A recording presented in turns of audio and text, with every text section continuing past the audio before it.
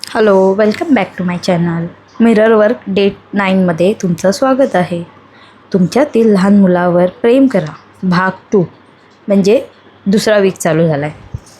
आज तुम्ही मिरर वर्कचा उपयोग भूतकाळातील चुका, अपयश याबद्दल आपल्या आतल्या बालकाला माफ करण्यासाठी, क्षमा करण्यासाठी करणार आहात.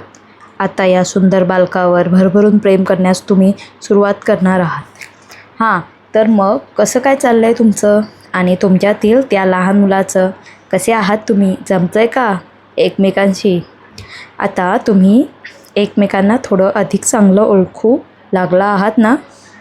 माझा अनुभव आणि शोध असं सांगतो की आतल्या बालकावर काम केल्यामुळं भूतकाळातील अप्रिय घटनांच्या वेदना, जखमा बऱ्या होण्यास सर्वाधिक मदत होते.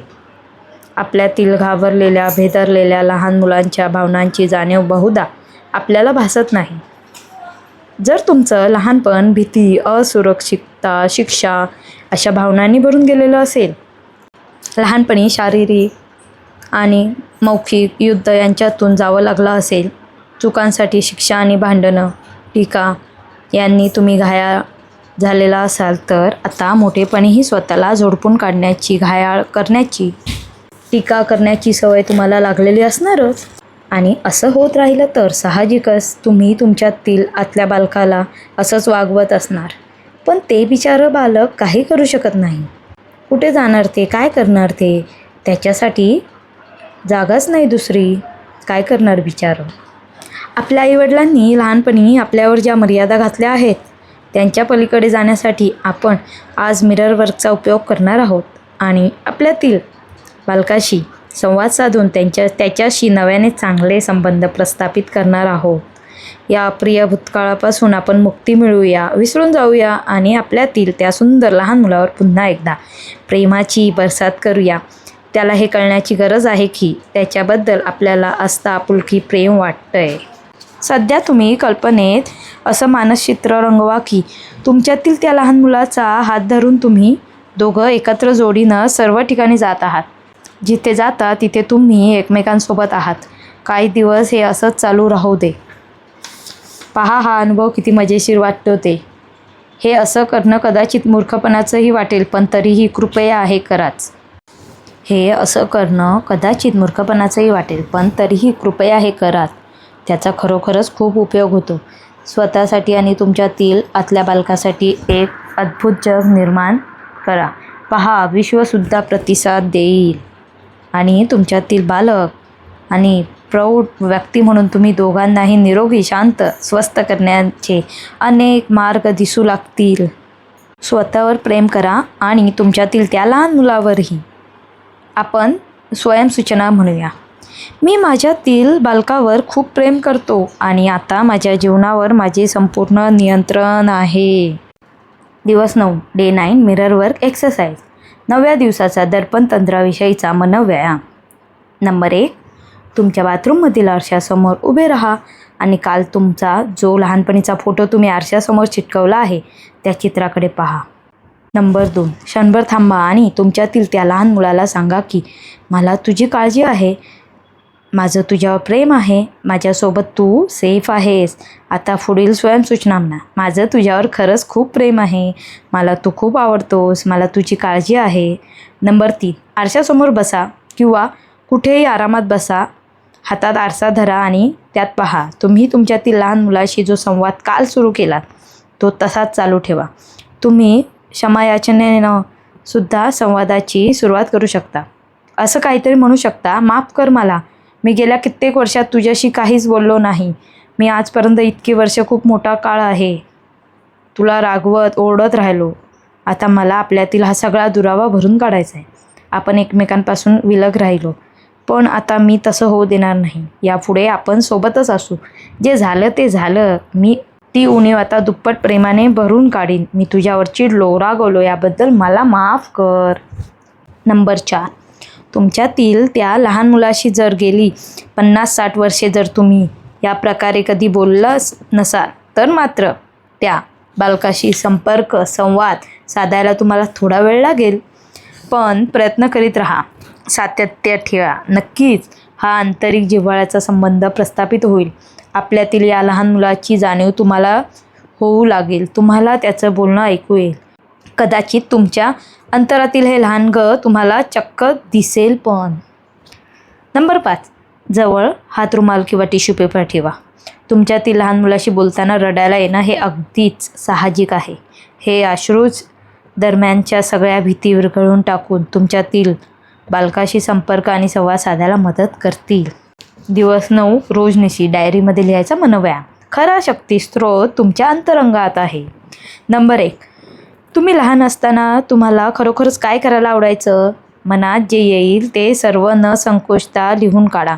या सर्व गोष्टी शेवटच्या कधी केलेल्या तुम्हाला आठवतात? खूप वेळा असं घडतं, आपल्यातील बालकाला आपल्यातील पालक या गोष्टीची मज्जा घ्यायला देत नाही, कारण प्रौढपणी असलं काही लहान मुलांसारखं करायचं नसतं असं त्या पालकाला वाटतं.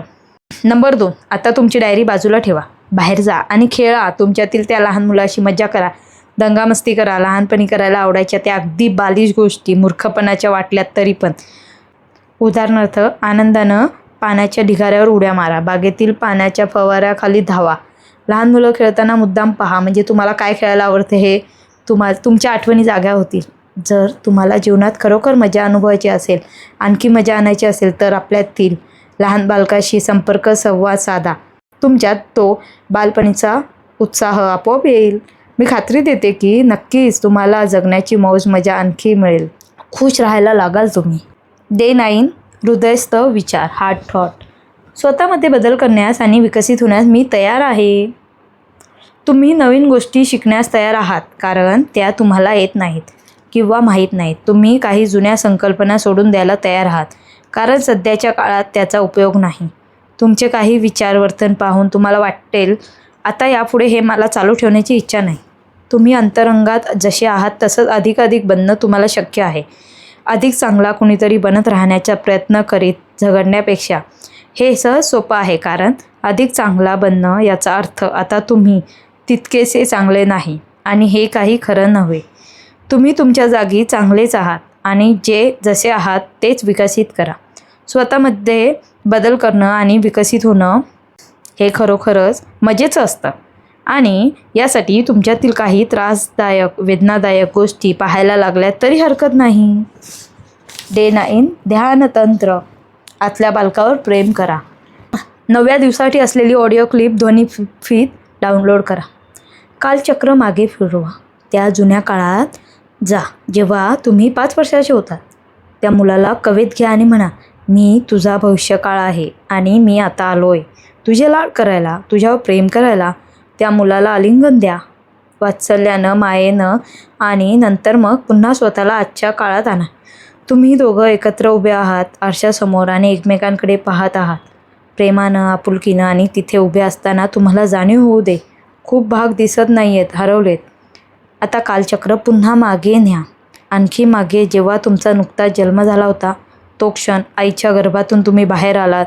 हा प्रवास सोपा नव्हता. तुम्हाला गर्भाशयाच्या उबदारपणातून बाहेर आल्यावर हवेचा थंडगार स्पर्श कदाचित झुंबला असेल, प्रखर उजेड सहन झाला नसेल, अचानक देहावर कुणीतरी चापट्या मारल्यात, तुम्ही ट्या केलं. तुमचं आगमन झालंय. आता आयुष्यभर तुम्हाला याच जगात राहायचं आहे. त्या नवजात अर्भकावर, छोट्या बाळावर प्रेमाचा, वात्सल्याचा वर्षाव करा. आता कालचक्र भविष्यकाळाच्या दिशेने पुढे सरकवा. आता बाळ चालायला लागलंय, बाळ उभं राहतंय, पुन्हा खाली पडतंय, धडपडतंय, पण हसतंय, खिदळतंय, पुन्हा उभं राहतंय. आता ते स्थिर उभं राहिलंय. त्यानं पहिलं पाऊल टाकलं, मग दुसरं. बाळ चालायला लागलंय, बाळाला अभिमान वाटतोय. प्रेम करा, त्या छोट्या बाळावर प्रेम करा. आता थोडं पुढे सरका. शाळेत जाण्याचा पहिला दिवस आठवा. आईपासून दूर होऊन, तिला सोडून शाळेत जायचं नव्हतं अजिबात. तुम्ही शाळेचा उंबरठा ओलांडला. तुम्हाला खूप भीती वाटली होती, पण तरीही शेवटी केलंच ना तुम्ही. शाळेत पाऊल टाकलं, तुम्हाला जमलं, ते सर्व केलं तुम्ही. जमेल तेवढं चांगलं प्रेम करा त्या छोट्यावर, लाड करा त्याची. आता थोडं पुढे जा. तुम्ही साधारण 10 वर्षाचे होतात. आठवा बरं, काय करत होतात? कदाचित खूप मौज मज्जा मस्ती, कदाचित कठीण त्रासाचं, दुःखाचं, पण तरीही जिवंत राहण्यासाठी जे तुम्हाला शक्य होतं ते सगळं केलं तुम्ही. प्रेम करा त्या मुलावर. आता आणखी पुढे सरक. यौवनाच्या म्हणजे यंग उंबरठ्यावरचा काळ. ते सगळं चालू होतं. धमाल वाटत होती, मस्त वाटत होतं, भीती पण वाटत होती. हे सर्व समजण्याच्या जमण्याच्या पलीकडचंही वाटलं होतं. पण तरी पार केलं तुम्ही. किशोरावस्थेत तुम्हाला जमलं ते सगळं तुम्ही केलं आणि हे वय पण पार केलं. आता अजून पुढे जा. नोकरीला लागलात, आपलं काम सुरू केलं, पैसे मिळवायला लागलात. किती मस्त वाटलं होतं. तुम्हाला इतरांवर आपल्या व्यक्तिमत्त्वाची छाप पाडायची होती. खूप काही शिकून घ्यायचं होतं. हे सगळं तुम्ही जमेल तितकं केलं ना. प्रेम करा त्या युवकावर. आठवा तुमचं पहिलं प्रेम. तुम्हाला मिळालेला नकार किती वाईट वाटलं होतं. आपल्यावर कुणी कधी प्रेम करणार नाही अशी खात्रीच झाली होती. तरी यावर मात केली. त्यावेळी सगळं जमेल तितकं चांगलं केलं. आयुष्याचा हा टप्पा पण पार केलात. प्रेम करा त्या तरुणावर, तरुणीवर. आता थोडं पुढे सरका. हा अनुभव दुखवणारा, त्रासदायक, कदाचित लाजिरवाणा असेल किंवा खूप आनंदाचा असेल. जो काही होता तो पण त्यातही तुम्ही जमेल तितकं चांगलं करून, त्यावेळी शक्य होतं ते सर्व काही करून बाहेर पडलात. या अनुभवातून जाताना त्यावेळी तुम्हाला होतं ते ज्ञान, शहाणपण, जाणीव तुम्ही उपयोगात आणलं. त्या माणसावर प्रेम करा अगदी भरभरून. आता आयुष्याचे हे सर्व भाग गोळा करा, एकत्रित करा आणि ते वर्तमान काळात घेऊन या. या सर्व अनुभवांसह तुम्ही आरशासमोर उभे आहात अशी कल्पना करा. लक्षात घ्या, तुम्ही तुमच्या आयुष्याची समृद्धी आणि वैभव पाहत आहात. अर्थात या अनुभवात कठीण काळ होता, दुःखी, वेदनादायक प्रसंग होते, लाजिरवाणं वाटेल अशा वेळा होत्या. काही बिघडत नाही, हे असंच असतं. यात नवं नाही. जीवनाच्या खेळाचा भाग आहे हा. त्यात वाईट वेगळं काही नाही. जे घडलं ते अशक्यच होतं. या सर्व अनुभवांसह जे तुम्ही आहात त्यावर प्रेम करा. जीव ओतून प्रेम करा. मी तुझा भविष्यकाळ आहे आणि मी आले तुझ्यावर भरभरून प्रेम करण्यासाठी. तुमचं आयुष्य ही स्वतःवर प्रेम करण्यासाठी मिळालेली संधी आहे. ती अनंत आहे. भूतकाळ, वर्तमानकाळ आणि भविष्यकाळ, आपल्या जीवनाच्या बऱ्या वाईट सर्व भागांचा स्वीकार करणं, ते अनुभव बिनतक्रार मान्य करणं आणि त्या सर्व अनुभवांसहच्या आपल्या व्यक्तिमत्त्वावर मनापासून बिनशर्त प्रेम करणं, हे खरोखरच खूप संजीवक असतं. तुमच्या सर्व जखमा बऱ्या करून टाकणारं. जर तुम्ही तुमच्या जीवनाचा, व्यक्तिमत्त्वाचा एखादा भागच नाकारत असाल तर तुम्ही अपूर्णच असाल. बरे कसे व्हाल? असं होणं शक्यच नाही. बरं होणं म्हणजे स्वतःला संपूर्ण बनवणं. स्वतःवर प्रेम करा, भरभरून आणि बिनशर्त प्रेम करा. प्रत्येक भागावर, आयुष्याच्या प्रत्येक अनुभवावर संपूर्ण असा. सारे अनुभव चांगलेच आणि चांगल्यासाठीच असतात. हे असंच असतं आणि हेच अंतिम सत्य आहे. तर डे 9 संपलेला आहे. आपण भेटूया डे 10मध्ये उद्या. नवीन असाल तर सबस्क्राईब करा. हा व्हिडिओ आवडला तर लाईक करा, शेअर करा. Thank you so much.